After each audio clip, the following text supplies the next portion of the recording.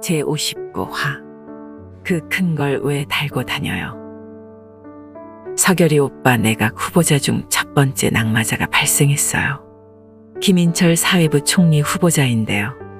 오는 6일 인사청문회가 예정된 그가 돌연 자진 사퇴 의사를 밝혔습니다. 김 후보자는 부인과 두 자녀 모두 남편 찬스, 아빠 찬스로 장학금을 받은 의혹이 제기됐고, 한국외대 총장과 대교협 회장 시절 법인카드 쪼개기 결제 의혹, 성폭력 교수 옹호 논란 등의 의혹이 있어 왔는데, 그 중에서도 방석집에서 논문 심사를 했다는 의혹이 결정타였다는 평가가 다수예요. 김 후보자의 제자 이성만의 논문을 방석집에서 접대를 받으며 했다는 사실이 이성만의 자서전에서 드러나 충격인데요.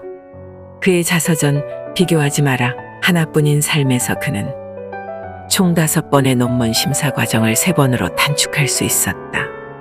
모두가 지도교수의 도움 때문이었다.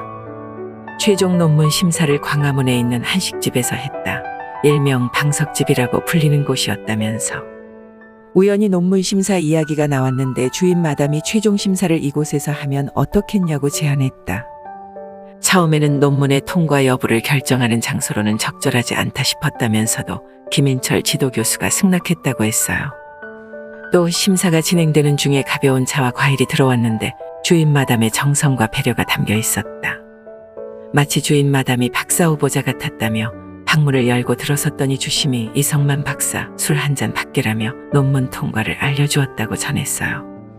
그는 논문 심사가 통과로 발표되자 아가씨들과 마담도 마치 자신들의 일인 양 기뻐하며 자리를 옮긴 무교동 선술집에서 새벽 3시가 되도록 함께 축하해줬다며 이같이 밝혔는데요. 사실 이 정도면 빼박이죠. 사퇴하는 게 맞습니다. 근데 논문 심사를 술집에서 한다는 것이 일단 말이 안 되고, 저걸 자랑이라고 자서전에 떡하니 적어놓는 건 제정신인 건지 답답합니다.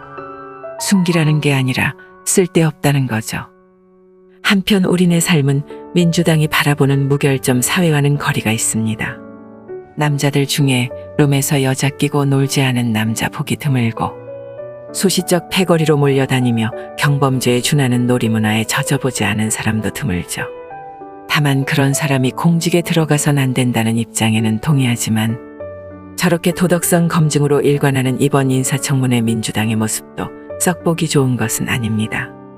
민주당은 문정부 당시 장관 후보자들이 도덕성 검증에서 줄줄이 고배를 마시자 정책 역량에 집중하자며 도덕성 검증을 그만해야 한다는 취지의 발언을 자주 했었고, 비공개로 진행해야 한다는 목소리도 있었는데, 이번 인사청문회에서는 후보자의 정책에 대해서는 관심도 없이 노골적으로 도덕성 검증만 하고 있어 비판의 목소리도 있습니다.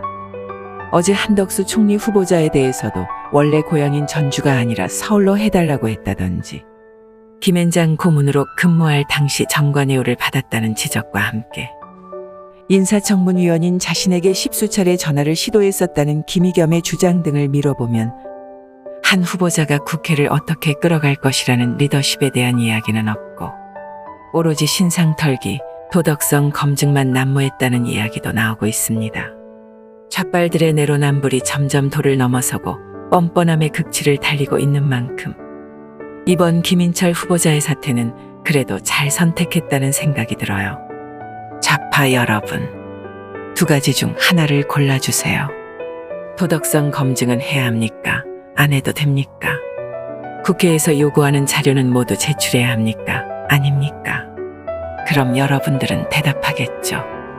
그게 누군지 알아야 대답할 거 아니냐. 방석집에서 논문 심사를 해줬다는 후보자는 스스로 물러나겠다고 밝혔지만, 각종 비리 종합세트 조국이 남편 관련 재산 증식 논란의 도쿄박 측근 비리의 박범계는 뻔뻔하게도 문제 사람에게 임명장을 받았습니다. 머리가 있는데도 생각을 안 하는데 그 큰 걸 왜 달고 다녀요.